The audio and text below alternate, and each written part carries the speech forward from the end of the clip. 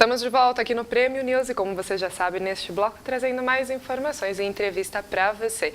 E eu estou com ela, a doutora Cíntia Rios. Seja bem-vinda. Olá, Camila. Olá a todos que nos assistem. É uma semana cheia de saúde. Vamos falar sobre um tema interessante hoje, né? Bom, passou a semana aí, né? Dia Internacional da Mulher. Vamos Isso, falar, parabéns né? a todas nós, né, mulheres? Vamos falar sobre esse assunto, então. Eu acho um assunto bem interessante, a menopausa. O que é a menopausa de fato, né, doutora?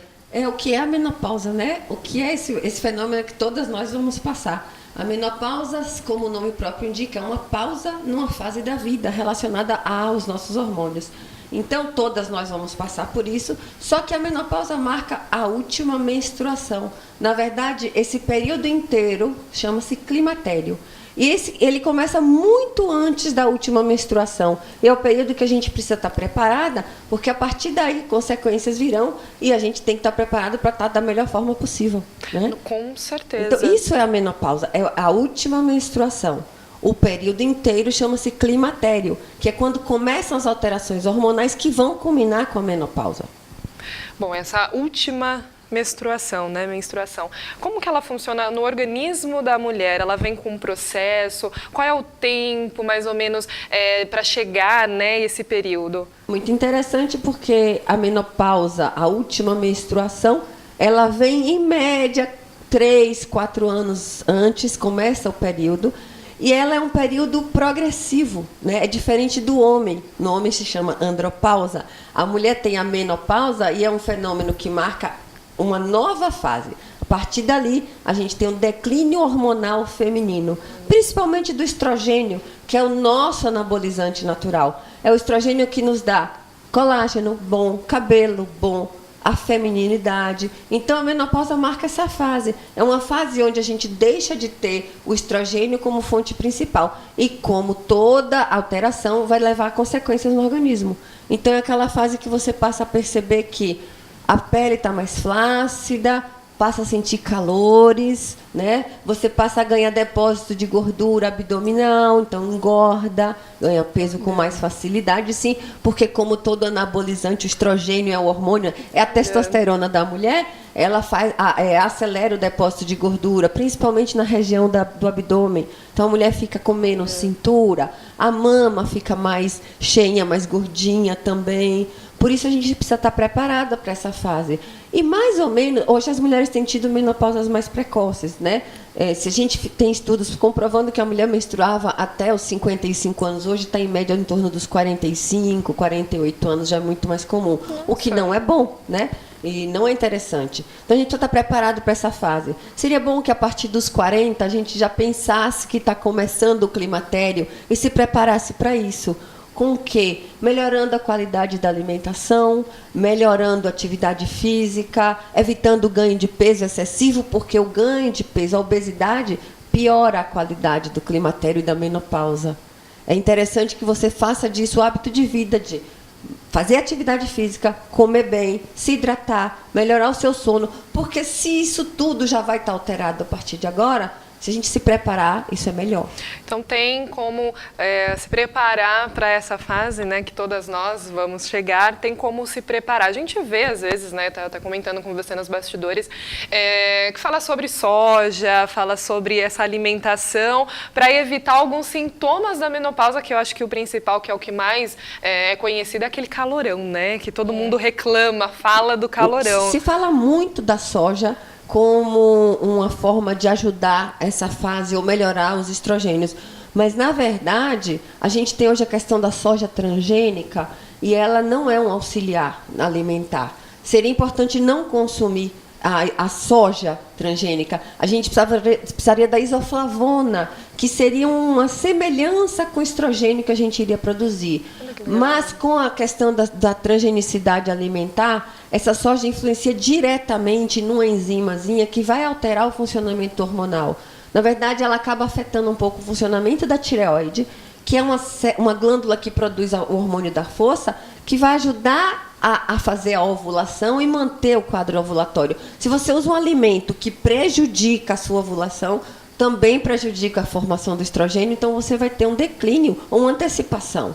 Então, não seria interessante, já que você quer utilizar a soja como fonte alimentar, que não seja transgênica, que seja a soja fermentada, aquela soja pura que o oriental come, não qualquer soja. Isso é complicado. Nós temos também o leite.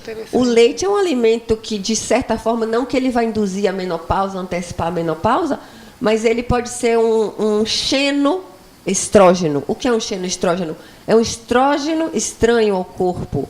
Ele acaba ocupando a célula como se fosse o estrogênio, mas ele não tem a ação do estrogênio. Então, a gente fica com a célula ocupada, mas não eficaz. Então, alimentos que a gente pode diminuir a quantidade de uso, que a gente deve evitar nessa fase. E quais são alguns mais, né, sintomas da menopausa? Além do cabelo, ali, perde-se o brilho mesmo ali, né, a hidratação, sim, né? Sim, você começa a perder essa... Perde-se, sim. Você tem ressecamento como um todo, você tem ressecamento de pele, você tem uma aceleração do envelhecimento por má produção do colágeno, você tem a pele mais flácida também pelo mesmo motivo, você tem queda de cabelo, né, associada, ganho de peso, alteração da libido, do humor. Nessa fase, as mulheres têm tendência à depressão também. E a questão da libido, né? É uma fase importantíssima. Você precisa estar preparada para ela, mas não que isso seja uma catástrofe, gente, não.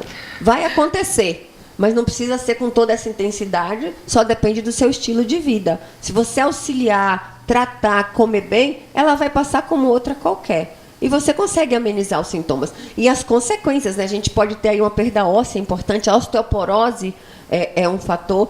E é importante, a partir da menopausa, as mulheres se igualam aos homens nas estatísticas de alterações cardiovasculares. Então, a gente passa a ter o mesmo índice de infarto que os homens têm.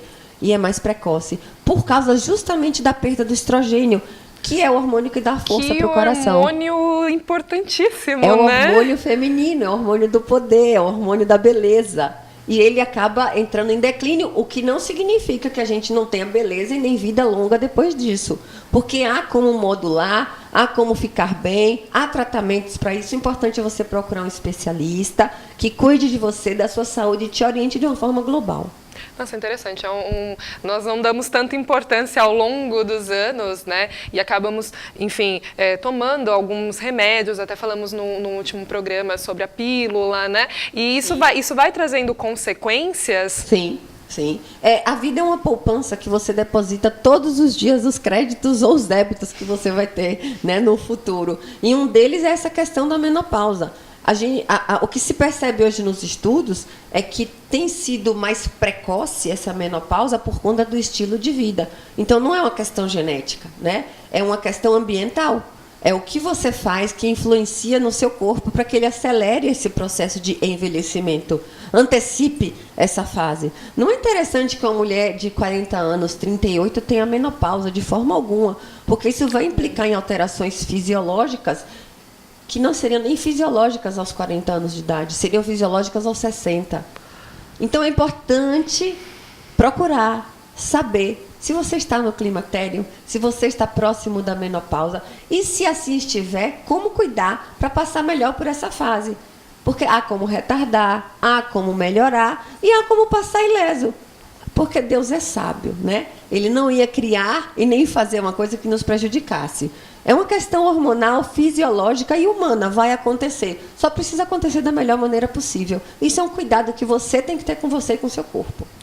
Nós, ao longo do tempo, a gente acaba, né, evitando algumas coisas, colocando algumas coisas dentro do nosso organismo para evitar, né, enfim. Hoje nós temos alguns métodos, né, que não deixam ter o ciclo normal da mulher, a menstruação, e isso vai acumulando no organismo, né? É a vida moderna. E antecipa essa menopausa. É a vida moderna. A gente conversou isso no nosso último programa, falando justamente sobre a questão da menstruação, né, dos ciclos da vida. E que a vida cicla. Então, do ponto de vista hormonal, a gente precisa ciclar. E por uma opção da vida moderna, as mulheres pararam de querer menstruar, o que é uma coisa normal, o que precisa acontecer. Eu não estou questionando as escolhas de ninguém e nem levantando bandeiras contra uma coisa ou outra. Ao contrário, é de caráter informativo. A escolha que você faz tem um peso na sua vida. Então, saiba escolher com consciência. Não menstruar pode trazer consequências a curto, médio e longo prazo. Usar pílula é bom e também é ruim, né? Menstruar é bom e é ruim. Então, você precisa pesar o que é melhor na sua vida. E utilizar de qualquer uma dos métodos vai levar alterações na sua menopausa. A menopausa vai chegar. Assim como a menarca. A menarca é a primeira menstruação, a menopausa é a última. Então, são fenômenos que vão acontecer. Cabe a você escolher de que forma você quer passar por eles e quando. Porque essa é uma escolha de um hábito que você pode ter consequências boas ou ruins. E próximo a chegar, né, ali na menopausa, o fluxo, as dores, elas começam a ficar menos ou mais intensas, né? Porque a gente percebe que ao longo dos anos você vai tendo um pouco mais de cólica, um pouco menos. O que isso representa próximo à menopausa? Próximo à menopausa você tem uma troca, né? A gente tem a troca, as cólicas diminuem por conta da contratilidade muscular do útero, que diminui do ponto de vista hormonal e muscular também, né? A gente tem uma perda muscular também de força. Então, você vai trocando algumas dores. Mas a referência a mais dores de cabeça, diminui enxaquecas relacionadas ao ciclo. A TPM é trocada por um quadro maior de depressão. Então, eu estou relacionando sintomas neurológicos com os neurológicos mesmo. Você tem o ganho de peso. Você deixa de ter distensão abdominal, mas ganha gordura abdominal. Você tem perda de força muscular, que ajuda, e a gente já falou sobre a sarcopenia, né, no idoso, então ela começa nessa fase. Então você vai ter outras dores associadas. Mas não é uma obrigação e não é uma lei da natureza ter as dores. É muito importante, gente. Se a gente mantiver um estilo de vida mais saudável, a gente consegue não ter e passar por isso ileso. Perfeito. Muito obrigada, doutora, pela sua informação. Saúde, né, e bem-estar. Muito obrigada. Saúde e bem-estar a todos. Até a próxima.